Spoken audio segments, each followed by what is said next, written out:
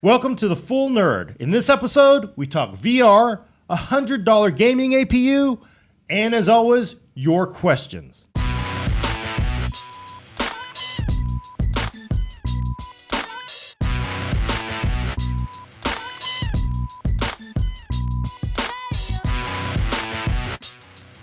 Welcome to The Full Nerd, episode 3. I'm Gordon Ma-Ung with co-host Brad Charkis. Hey, how's it going? And our very special guest, Will Smith of Foo VR. Hello. Did I get that right? I'm not sure. Foo VR, that is correct. We just call it Foo. Foo VR, which is going to bring us into our first topic. Oh, wait a minute. I'm ignoring camera person, Adam Patrick Murray. Got to give him a shout out or he'll just blank us out. Thank you. I do have a question, Gordon. Do you guys remember the first thing you worked on together? First thing. Magazine. Well, so when I started at Maximum PC, I was on the other side of the wall from you. Oh, that's right. Yeah. Because we were downstairs still, and you were on the web side of the wall, and I was on the magazine side of the wall, even though you were working on the magazine. There was a wall for that? Yeah. Yeah, we like to keep things separate over there. Church and state. I got stuck over there. The first thing we probably worked on together was the time that we smoked out the lab and had to evacuate the building. That's probably the most memorable one. right? Yes. I mean, that was early. I still don't know whose fault that was, though. Well, we decided that the smoke machine wouldn't trigger the smoke detectors because we didn't have a ladder high enough to put plastic bags over the smoke detectors in the lab. Well, then Wait, a smoke machine? Yeah, so we basically like, hey, we're talking 1990s technology, right? So we're like, let's take a computer, seal it up, and run smoke through it so we can see what the airflow is in a PC. Okay. And then, of course, it was like, oh, we were going to do this. And I think Will said, well, what about the smoke alarms? Like, yeah. Well, this isn't real smoke. It's just fake smoke. You introduced me to the forgiveness, not permission. No, that was you. I went ahead and emailed facilities anyway, so that when the smoke alarms went off and we had to evacuate the building, they were extra upset with us. Oh, man. He still does that forgiveness, not permission thing. It's a good policy. Yeah. So the building manager, she just... Is it Nancy? No, it was somebody else. She had long hair. Oh. And then we're outside the Brisbane Fire Department rolls up. And 200 people are standing out in the parking lot. She is just giving us this look like... And because the thing is, I swear... Will asked. You asked her, right? I said, hey, do you think the smoke alarms will trigger when we fire a smoke machine in the lab? And she said, don't do that. Yes, just don't. I don't know. Don't do it. Yeah, right. She's like, I don't care. If you do that, I'm going to be upset with you. Yeah, so we did it because we already had booked the pages in the magazine. We had to do it. Had to. yes. There's no choice at that Yeah, point. yeah. Yes. And then, so that went bad. The other thing that pops up occasionally, people found that time that you and I were on Computer Chronicles in like 2001. God. Maybe 2000. Is that a website? It was a PBS television show Computer about Chronicles. computers. Huh. Will was there to talk about graphics cards, and I was there to talk about gaming laptops. It was GeForce 3. Yes, was a GeForce gaming 3 laptops. launch. Like 12-pound gaming laptop that would be integrated graphics performance. I Today, have one of those now. Yeah, A 12-pound gaming laptop. but yeah, I and the funny thing is, people send that video to me like I don't even remember shooting that. I don't remember even going there to do that show. We rode someplace down on the peninsula. I'd never been to the peninsula before. It was right after I moved here. Man, that is just signs you're getting old. Yeah. You can't ever remember and there's proof. Now I can understand how people can say like, oh, I didn't do that. Well, what about this video of you doing it? I Okay. remember. It's on the internet. That's not me. It just looks like me.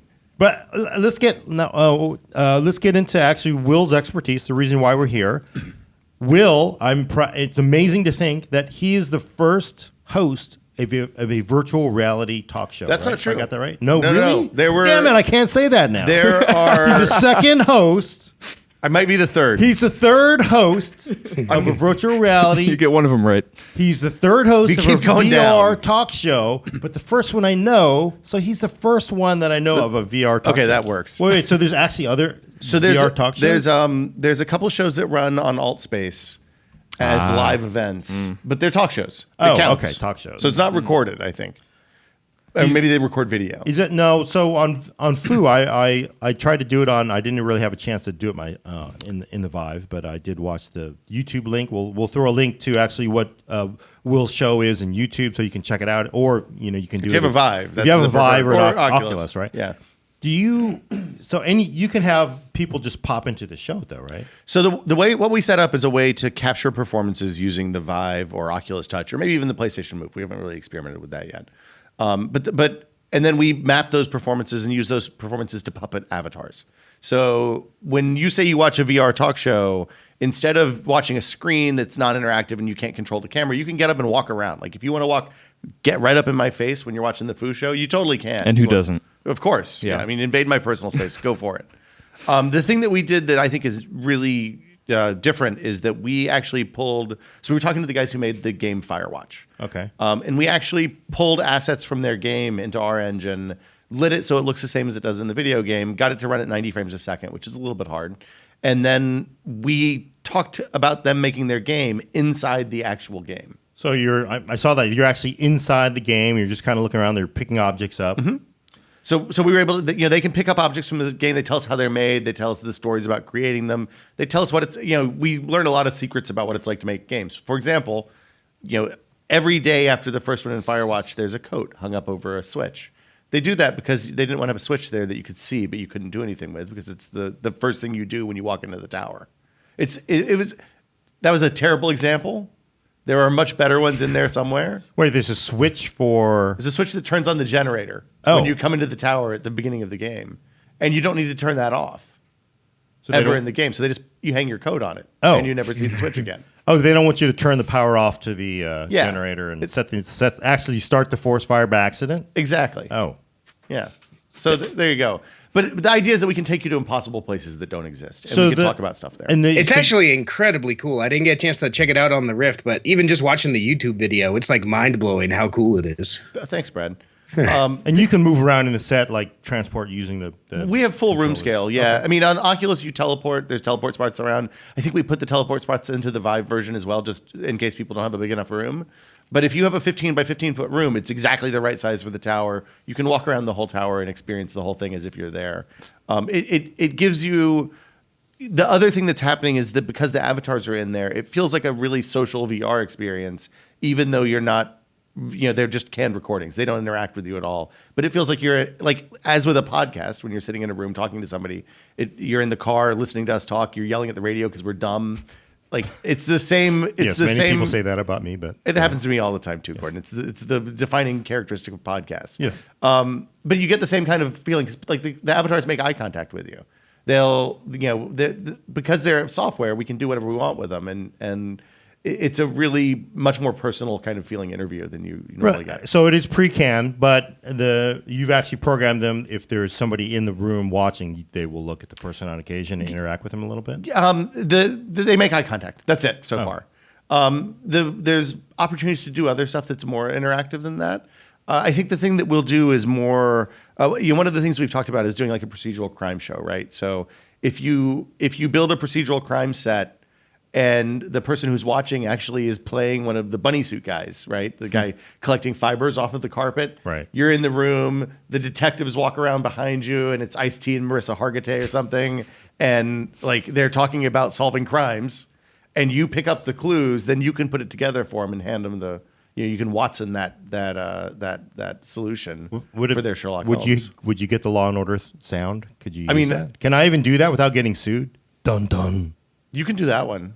I can't. You can probably do it like 3 times. You just take that audio clip right there. Yeah. I'm sure there's Insert like it a in the game. trademark. Now you're sampling yourself if you do it again. Yeah. Right, no, the lawyers show up if you do it if you do it 3 times. I think the lawyers show up. There was a It's like Bloody Mary in the mirror. it was a Dun, dun. 99 PI or something, 99% That's the invisible or limit. something about copyrighted sounds. And they talk about the THX sound and the Intel has a- dun dun dun dun. Oh, dude! Oh man, we got to pay Intel now. Uh-oh. Do you have a sponsor That's for like this show $5. yet? They just sponsor it? No, Okay. I think now there's $5 check coming now. Cool. But I have experienced it, and I loved it. I didn't play Firewatch, so the actual like digging around inside the environment, some of it was lost to me. But because I'm a video producer, I would love to hear some of the sausage. I know you can't divulge everything, but I'd love to hear some of the sausage, how it was made. I mean, if I remember correctly, you guys weren't even in the same space. So for that episode, we actually were in the Oh, same. you were? Oh, okay. We can do the same physical space, or we can do different physical spaces. It turns out in San Francisco, it's much harder to get 3 15 by 15 foot spaces with good internet. True. Than it is to get 1 15 by 15 foot space with good internet. So we set up 3 PCs, 3 Vives. we record. So we animate the avatars just with the motion from the head and the hands. Yeah. And we use inverse kinematics and some evolution algorithms and all sorts of cool stuff like But they that. could be anywhere. You got to work on the hands though, because I Wait, noticed it was like By the time when is this podcast goes up today or tomorrow? Tomorrow. So there'll be an update that fixes the elbows tomorrow. oh really? Nice. Is it? They're like backwards, I think. Sorry. Yeah, so if you want the sausage on why that happens. Yeah. So IK works by figuring out what, based on the orientation of your hands and wrists, what position your arms are likely to be in. When people sit down, they immediately slouch forward, and their arms extend about 2 inches damn, further that's right. because Look, of I'm the slouching. scapula. And we didn't model scapulas because we weren't planning on doing sitting until the very last minute. And I said, because I'm the kind of last minute person who changes things at the last minute that we've been working on for 6 months. I said, hey, it's weird to do a talk show where everybody's just standing around on a set. We have to sit on stools or something. So I went to IKEA, got some stools, came back. We set it up. When I was sitting up ramrod straight at home, everything was great. As soon as we sit and start talking to each other and we lean in, then the arms are too long and they hyperextended. And we weren't able to fix it in time. So it's fixed now. We actually did motion capture and a beam algorithm. It's a type of evolutionary algorithm. And we captured something like 3,000 positions of arms and wrists. So that now we have, AI that's saying, okay, if your hand is in this position this far from your body, your elbow is most likely here. It's not going to be up here, even though that's physiologically possible. It's really cool. Wow, that is cool. We've learned a lot of cool stuff. And what about the sound? Was everyone just laughed? I mean, So we tried lavs. You need to avoid Wait, crosstalk. Adam's taking notes. He's going to try I'm to sorry. do this Yeah, on his yeah. own. Here we go. You need a really clean audio signal, Yeah, which is yeah, why it was very recording. clean, yeah. Well, we did a lot of post work on okay. that. Thanks, Isotope. Basically, you need a super clean audio signal from each person that's discrete if you want to do positional audio. Mm-hmm. So there's a couple places that I hear it because I spent 40 hours cleaning up the audio, but basically anytime there's crosstalk between like Gordon's mic and my mic, you're not going to notice in the podcast format because it's just 2 channels. But when we do all HRTFs to position the audio in the space, it makes a big difference. And having everyone in a separate space would help that. Yeah, for sure. It's definitely preferable. There's some latency stuff that comes with that. So you have the normal Skype, 100 milliseconds to 250 milliseconds voice lag. But people tend to adjust for that really quickly. So. But awesome. the ultimate idea though is at some point you could have a developer from the other side of the world anywhere. just show up on your set and do an interview, and then they can walk you through their game. I mean, my dream is that doing the show about games is the first thing that we did. I think it's a small team. We have 3 people, right, Sure. and a couple of part-time people that come in and help us sometimes. When we did the first show, we did that because we wanted a talk show was easy to produce. My dream is that we can do something like The Price. We do a game show, right? So when you're on The Price is Right, instead of having to be in the live studio audience, we can get Bob from Topeka and come on down him right up onto the VR stage with us. Or we can do a live interactive performance. It's maybe closer to interactive theater than a television show where the 4 of us can go watch a performance and share that experience as avatars while live performers are performing on stage for us too. You know, the first thing that I thought of was that game show that was on Xbox 360. Oh, 1 versus 100. Yeah. Like hugely important that. Yeah. And was really cool. It was a bummer that Microsoft couldn't figure out a way to pay for it and keep doing it because I tuned in. Was it Monday nights? It was I think? cool. Yeah, it was really good. I liked it. Me and my whole family tuned in for every single one of those. Yeah, I played I had a group of people that I played with every week. I have no idea what you're talking about since I don't play with game consoles. But Oh, what did he you do doesn't in touch. this? He doesn't touch the consoles. So the last holdout, Gordon, I'm impressed. Yeah. So the setup was that it was the 1 versus 100 game show, which is one main player, and then there's a panel of 100 people who also are players, I guess. Yes, yeah, essentially, and then the rest of the audience, and then you Yeah. get picked randomly to be part of the 100, and then maybe even part of the one Promoted or to the one. Yeah. And it's a trivia question. So you have to get the answer that everybody on that the panel agrees with, not necessarily the correct answer. Huh. So it ended up being interesting because they did it on Xbox Live as a live thing with the Xbox Live avatars. So when we And- would and log the live in, host. yeah, and the live host. and they would pull people who were watching into the 100, and then a person who was watching would be a player, and they'd give actual prizes to the like. It was a completely, it was Sounds like really fun. amazing. Yeah. it's a great sort of pre-virtual audience. yeah. But they shut it down because they couldn't afford it. That's Microsoft tried. It was a free to play thing Oh. before anybody figured out that really the way to make free to play games work is to make them really really annoying, so that you have no choice but to give them money. And they never got sponsors. Oh, I saw the memo. There was an internal memo leak that when they shut that down, they said, "Bad news, guys. This is hugely popular. Everybody we know likes this this game. There's thousands of people that watch it, hundreds of thousands, in fact. It seems like it's got a lot of marketing potential. But we've got a really hot tip on this phone company, and we need every bit of dollar to buy this company. And believe me, we're shutting you down, but this is going to be so worth it because we are going to make so much money off this phone company. We'll come back and we'll do this all over again. It'll be awesome." And that's how Ballmer bought Nokia. Yes, that's how they bought Nokia. Well, so I mean, what influences are you looking towards? For the Foo Show. I mean, obviously, late night talk show, but I mean, what else? So, I mean, for the stuff that we're doing, the limitations of what we've built in terms of, for example, there's no cinematography with VR, right? You all the tricks that we've learned to draw people's attention and tell Right. stories, they just don't work when the person is their own camera. Except for lighting. You Li- could do li- some of the lighting. lighting's positional good. audio, But a the- little bit, but But there's no cuts, No. right? So there's no like a cut in a VR scene is a big thing because it means that there's a scene transition. It's not just hey, like I flubbed the second half of my monologue, so we can't cut away to another performer's reaction or a cutaway shot and then come back to the second take where I did it right. You have to do these long takes. And eventually we'll build tools that let you blend animations and take two performances and glue them together in a way that's seamless to the audience.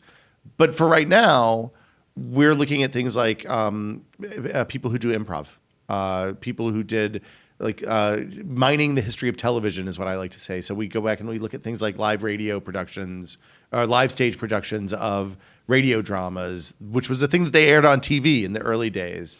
And we can do stuff like that really easily and make it, I think, really interesting because we can change things that are really impossible to change in the real world. Now that it brings it up because I mean VR storytelling. We know in a game, there's an explosion, so you go to the explosion. That Follow it the draws light, your attention. yeah. You follow the light. But in a talk show environment or storytelling, I'm not sure how you do that in a real time VR. So positional audio is really important. The other thing that we found that's hyper important is giving people lots of stuff to do. So, for example, in the Foo Show, we have about a 3-minute intro, which was originally a 15-minute interview with the guys in the studio set. And when we tested that, we found that nobody got through the studio set to the cool part of the demo, which is when they're in the tower. And it's because the studio bit is not interactive enough. There's not enough for people to do. And when you're wearing the goggles, people have a different level of expectation for the amount of interaction and kind of like how much of their monkey brain is going to be engaged versus when you're sitting in front of a TV watching the West Wing reruns with your iPad on your lap. And part of the big part of this, the thing that we have to do is figure out things that we can produce that tell stories, but also are interactive and engage people in a more than your traditional passive TV viewing. So you don't mean leaving chainsaws and bowling balls on it? I mean, look, we've thought about putting a fire, Roman candles and flamethrowers. Fire, it turns out, is really hard to do stereo accurate, but flamethrowers, laser beams, things that you can shoot and turn bits of the environment into other things. Maybe a paint cannon that changes the color of the walls. We're going to get kind of crazy. That's pretty tough. I mean, that's sort of keeping your audience past that part. It's like trying to get my kids to pay attention to me for more than 3 minutes. So I don't know how you do that. I mean, that's except yell at them. Look, the Doritos Yell at cannon them. that fires Doritos at the guests is going to be a big hit with everybody, but especially the fine folks at Frito-Lay. Brought Thanks, to you by Frito-Lay. Frito-Lay. So, I want to bring up a discussion I've had with Will before. It's interesting. Now, this is about 970. Now, I've been saying, since Will really has been just deep down into VR for quite a while now. Almost a year. I thought that. Oh, whoa! Holy smokes! I've been there since the beginning. In a year, that's since the beginning. I know. Yeah, you're right. But from VR, we've heard 970, quad core. I don't even think they're saying i7, but they're saying a quad part, right? I think it's It's a 4290 or something like that. 4290. So I really think that honestly 970 is just not enough to do VR. I mean, like, it just doesn't seem like you've got the frame rates. You're just going to be giving up so much. I've had people from OEMs, Frank from Alienware, it's like, it's different with VR. It's not the same as you looking at it on a great big flat screen. So a 970 will work. And my cynical side says this is just the industry not wanting to scare people away from buying a $1,000 GPU or a $600 GPU. I think you need to flip that. Actually, I think it's not that the industry's scared. It's that the industry looked at what hardware was out there that could run the resolutions that the early headsets were going to hit at the speeds that they needed. Because the thing about VR performance is it's binary, right? It either runs at 90 frames a second and it's great, or you get sags and like 40% of your audience is going to feel motion sick. So it's not like the old days where where we were talking about, does 24 frames a second matter? Does 48 frames a second? Movies just run at 24 hertz. Why would you need to go faster than that? Right. Which everybody knows is bunk, but it took 10 years for people to wrap their heads around that. This is a physiological thing, right? If you don't hit perf, some of the companies won't certify your product to go out for sale. So if you release a game on certain platforms, and it doesn't hit performance targets, then they just say no, go back and try again. So I think the more interesting thing is that because that 970 is the goal for VR, we kind of have a min spec for PC gaming in a way that we haven't in a really long time. But to answer your question, I think 970. If people are targeting their games well, 950 should be more than sufficient. It's like you have a budget for performance when you're building games, right? Yeah. And if you know what the target is, you should be able to hit that. And if you can't, then you need to go back and cut stuff until you can. Yep. I think it's important to remember too that you can get by with much lower resolutions and graphic settings in virtual reality than you could traditional PC gaming. Like that 970 works totally fine for something like the Fu Show or whatever, because it's lower resolution models. It's fairly simplistic, as opposed to something like Eve Valkyrie. If you're looking to crank all the settings on that, a 970 wouldn't work. But you could still play it at lower resolution settings, and that's like the key that they're setting, the min spec, like you're saying. Yeah, I mean, it's about the other thing that happened, and this is inside baseball stuff, but the other thing that happened right before the launch of the hardware is that the Unity builds that a lot of people were building their games on were coming in unbelievably hot with like important stuff like light probes kind of broken. And light probes are just a way that you do lighting. It's very performant. It's stereo accurate. And when that stuff stopped working, then we were seeing like some renders were taking twice as much, even on our, we intentionally went low poly, to avoid creeping people out, but also because we wanted to be able to perform across all hardware on the PlayStation when we didn't know how that was going to perform. And then also eventually on phones and stuff like that. So it's these launches came in real hot. There was some stuff that was frame rate saggy, especially early on.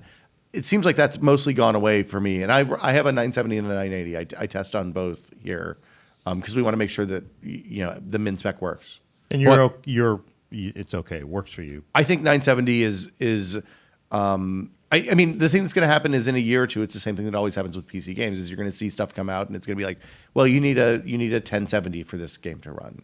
But by then, 1070s will be $250 or $300, and it'll be fine. I mean, it's just it's the same thing we've been talking about for 15 years, right? When you buy a PC, you decide, do you want to buy the super high end one and upgrade it every 3 or 4 years, or do you buy the slightly cheaper one and upgrade it every 18 months, or what's your window and what are you comfortable with? Well, and how do you think laptops, factor into this? You should absolutely not buy a laptop. As somebody who owns a laptop for VR, no one should buy laptops. Well, that's what I was going to ask because you use it pretty regularly. So I have that MSI G72S Dominator Pro G270S. So what's your issue with it though? It's a ridiculous, like 17-pound or whatever, loud laptop that I can't put on my lap because if you put it on your lap, then you get burns. The whole bottom's open. If you set it down too hard, then the DisplayPort connector gets pink and you have to reboot. It crashes. It is a machine. It is a kind of a tuner car, right? Like you shouldn't drive it day to day. You get it out. It's great because when I go to New York, I don't have to like send a giant crate full of gear to do VR demos. I can take out 2 backpacks and I'm good to go. Right. Oh yeah, well, I mean, what do you think about the backpack machines? Because I know Alienware, So the talked backtops about are one. super interesting, right? The backtops solve the wire problem with VR. Yeah. Well, and the size too, To a a lesser certain extent, degree, yeah. The interesting thing about the backtops is everybody hates wires. Nobody spent time getting latency down on wireless video specs because there was no need to until about a year and a half ago. I think that we're going to see the wireless video specs come down and those backtops will eventually die. But in the short term, if you have something like the Void out in Utah or anybody that wants to do a big room scale thing with a bunch of people in it, I would much rather use backtops than have cables Oh my tied to God. desktop machines to do our recording. Like we are. Should we get to a point where we're recording multiple people in the same room all the time? We're buying some backtops. that would make sense. We've had a couple people go hands on with those at Computex and at E3, and they actually, I mean, it sounds like it'd be incredibly uncomfortable, but everybody I know who tried it said it actually like goes away once you're in VR and using it. And they're less than 20 pounds. So like you've carried kids on your back. Yeah. Once you get 15 up to 40 pounds, you don't notice after like 5 minutes. So Yeah, you forget pretty quickly. yeah. I'm just trying to picture like 5 people in a room with Vives and wires. It just seems like there's, eventually there would be a 911 call, and then the paramedics and fire department would show up with the fire axes, and there'd be like just 5 people just Entangled. tied up in a ball. You and need- like I can show It's like you. one of those rubber "Help band us, balls. We're tied up in our VR set. I'm sorry, can you repeat that, sir? We're stuck in our VR set. Sir, 911 is for important emergencies. Where's your dad? No, we're stuck here. We're all tied up. Send the fire department with bolt cutters. It's less of a problem than you would. As somebody who's done this, and it is a dumb thing to do, it's less of a problem than you'd think because people don't walk around as much as you'd think they would. Yeah. And they tend. So this is. I don't know if I'm not going to make it big because it's buried in a blog post. But we recorded. That's what we recorded at the first episode, and it was 3 people, 3 desktop PCs, 6 sets of wires because we were actually recording to an external audio recorder because the Vive on board isn't good enough, and I was afraid that our in-engine stuff wasn't going to run. And yeah, it works shockingly well. What do you think, Gordon? How does it look? It just looks like a set. I mean, it looks like sitting Like in this, seats. right? Yeah. Yeah. Well, I'll throw a link to this blog I'll post send you by, the picture, by Will. Although, for the backpacks, I have an interesting question. Could you do this? Eventually, I sort of see if you had a backpack, what are they called? What's the term for that? Backtops. Who the hell made that It's up? like know, a it's the laptop. first time I but heard of it's it, a laptop yeah. for your back. Top. Yeah. Okay, backpack. My Backpack PC. programmer Andre introduced me to the term. That's a good one. Yeah. How old is he? He's got to be like a lot. 22. He's a lot younger than us. Yeah, so he's got the correct nomenclature then, because he knows what. Yeah, he's been like following it. It's like bag top. Look, I looked it up on my phablet, but it wasn't there. Right. And my Smarch, Right, just Smarch. it has nothing to do with backtops. episode from the Veep. I remember that. No, but so I'm wondering, like, so if you get these backpack PCs, and you could eventually get into a pretty large space, right? Because the lighthouses, there's no limit. You can have multiple lighthouses. You could paint an entire room with it, and you can really just. Could you increase the room scale then? So Could with- you have a hallway where you walk down? With Rev One, with the software that we have on the lighthouses right now, I think you can only have 2 that overlap each other. Because if you start having more than that, they get confused because they're not coded to do multiple. Like there's not an A B C D E F G Right. M channel Not yet. Theoretically, you can cover all of your house with lighthouses, and then you could map your virtual walls with your physical walls, and you could just walk around and live in your virtual space all the time. Wow, I'm just thinking like because our house. Well, for 45 minutes. Well, no, our entire house battery is like runs out. it's Yeah. got crap everywhere. When you have 2 kids, there's just crap no, that's everywhere. not- Camping trip stuff. And just like you could get one of these backpacks and just put it on, and then you'll take a picture of your house when it's clean, and you'll just walk around like, oh, this is nice. That's the saddest use of virtual reality. No, I've ever heard. that's not sad. It's like that would be look, awesome. I mean, You'd be like, oh, it's so nice. I'm going to sit down, read the paper. Right? we've all seen the picture of the guy pooping on Mount Everest, right? He puts on the goggles from the 360 video on top of Mount Everest. This is worse than that. No, I would pay. People would pay for that. I'm sorry, man. That's It's like Mary Maids. why would that you want pay to walk once. around IKEA when you could like have your house that's clean? Like, this is nice. There you go. There's a market for Oh, that. guests are coming over. Okay, just take your shoes off, put on this headset and this backpack. Just don't. You look can at only any- stay 45 minutes. You got to go. You gotta leave. No, the couch has a induction Oh, induction charging. charger on the back? That's Oh, good. oh So my there you God, go. that's a patent right There you there. go. You get into your haptic couch, and the hoses all come down. The brain spike hits in the back, and next thing you know, you're Morpheus. Well, it could also be Power like, in your own backpack. Yeah, There we go. oh my God, yes. copper top. Yeah. It could work like or not a Lexus, but a Tesla, where they swap the batteries out for you. Yeah, that's true. You could get You your have a pit supercharger. crew. I don't want to walk up to that machine and have it reach in with the robot arms and miss. So you actually think the backpack thing could temporarily go someplace? I think the backpack thing is a bridge to get to wireless HDMI or wireless DisplayPort or whatever is next that works. You think that's really going to hack it, though? I mean, I the wireless stuff. I think for home, it's the same as always, right? For home use, the wireless HDMI, they'll figure that out. That's a solvable problem. It just means that somebody needs to spend time optimizing something that nobody bothered to optimize before. The backtops will always, like, if we get to a point where people are using this stuff in production environments, having a PC with a wired connection with a robust wireless internet connection or network connection is much more reliable probably than the wireless HDMI stuff.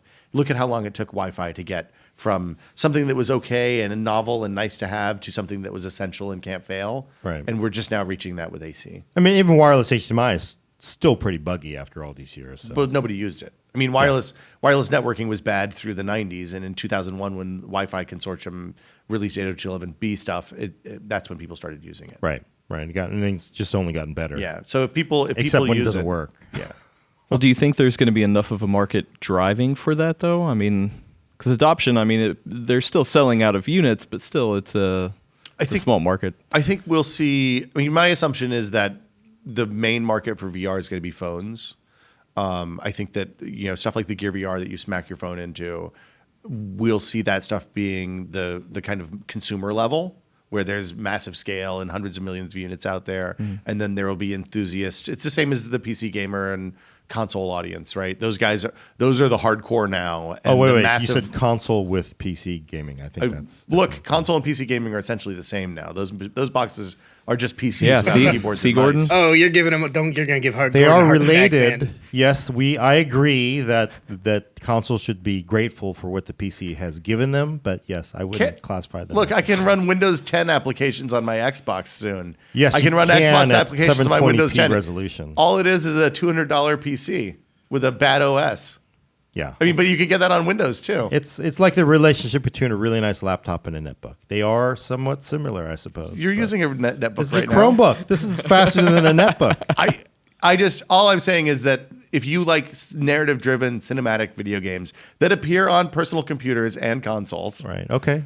versus Clash of Clans, then like that's the market for Right. the high-end VR headset. That actually brings up something you wrote. It's fairly controversial. You said that basically the phone VR stuff was just a waste. of time. No. That Wired said that. I Oh. said that 360 video was a trash fire. Okay. And they put a shot of Google Cardboard into the headline after I did my final approval on it. So it's really just you don't have a problems with phone VR. No, I think phone VR is going to be great. I think right now it's rough. I think that Cardboard is there are some really amazing Cardboard applications. Most of the stuff that people look at in Google Cardboard is 360, which is why they tacked that on.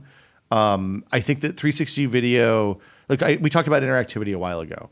Interactivity is the key thing that makes VR work. If you're sitting there and you're just passively looking around, kind of sad, people get bored and they tune off after like 2 minutes. People spend 10 or 12 minutes watching the Foo show, and it's something that 3 dudes hacked together in a garage over like a 4-month period.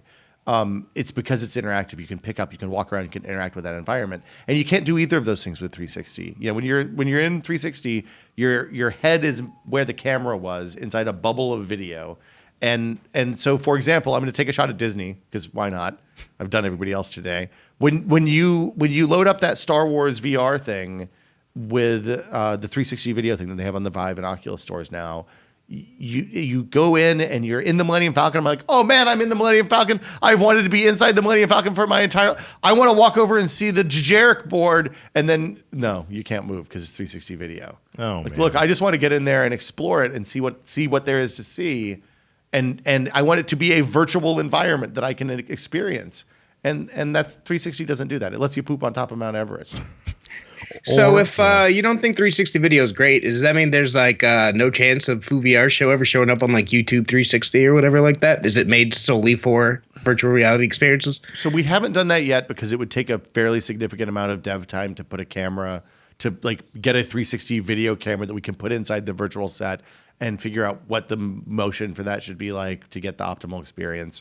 And frankly, we're with 3 or 4 people, we're heads down just making like setting the framework so that we can make the show regularly. I right now with phone headsets that don't have translational tracking, right? So they can only measure orientation, not side to side, back and forth, up and down.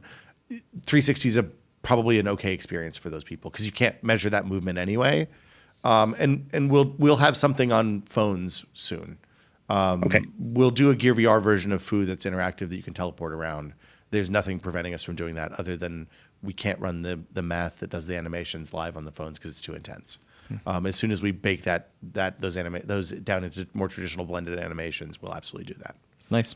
You know, there's some guy, you know, who works in like military class, you know, simulators and VR headsets. He wrote, I think, a Reddit post saying like, you know, people, this is just really a huge fad and all this, but you know, I work with the stuff the government pays for, and it is really hard to do. And he really made it sound like a lot of people are not going to be able to do VR. I mean, it was really like everybody's going to get sick, and people are just kind of glossing this over. And he said most people just don't spend a lot of time in VR. That's why they're not having issues right now. I mean, that's one of the big questions, right? At this point, hundreds of thousands of people have tried VR. In my experience, I've personally run close to 300 people through demos, right? Through the demo loop that you saw, where we show I show our thing, I show Foo, we show Tilt Brush and a couple of other Vive things, the whale thing and stuff like that, just trying to give people a taste of what's out there. And most of these people aren't gamers. They aren't young people. They're investment bankers and lawyers and corporate attorneys and all that kind of stuff. And the response is always kind of amazing, right? People take the headset off. Last fall, when I was showing this before anybody knew about it, they were like, "Can I buy this? What do I have to do to get this in my house?" And I'm not talking, like I said, I'm not talking about people who play Halo every night. I'm talking about people who sit in front of a spreadsheet and do whatever spreadsheet people do all day. Cry. Of those 300 people, only one person got sick. And her response was, you know, I'm a little dizzy and I'm sweating. Not I feel motion sick and I want to stop. It was, this isn't great for me. But she also was coming off of the flu. So, like, you know, people, what Chet Falasek at Valve said last year or earlier this year, I guess, was absolutely correct. If you're building stuff on the Vive and you do translational movement and you feel sick in a game, it's the developer's fault for either not hitting performance or breaking one of the rules of VR.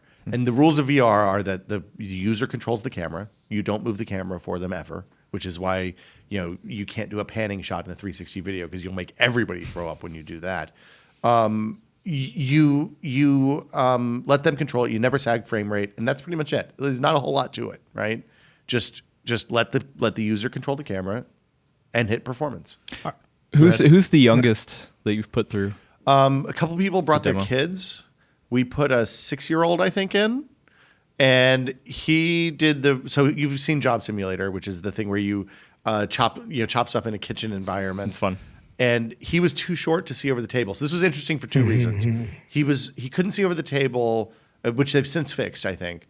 And when we were watching on the monitor and seeing what he was seeing, we got to see the world literally through his eyes, right? So you're like, oh, this is what it's like to be 3.5 feet tall or 4 feet tall and not be able to see over any counters anywhere. And then he did the thing that he does on every counter in the world and like tiptoed up and leaned up against it, but there was no counter there. So he just pancaked straight into the floor, headset first. And he was okay. He got up and he was like, "Dad, I want to do it again. Put me back in. I'm okay." He has a scrape on his chin, and I was like, "Oh God, don't please. I don't have anything to. You can sue me, but it's not going to be productive use of your time." But yeah, everybody seems to love it. I put an 85-year-old in a few weeks ago, and she was really excited. Like, she has vision problems and vertigo problems, so we have people on both sides. But she did the whale thing, and she drew in tilt brush and was cheering. So like people. The response to this and the fact, like the thing that grabbed me about VR in the first place was when I had hands.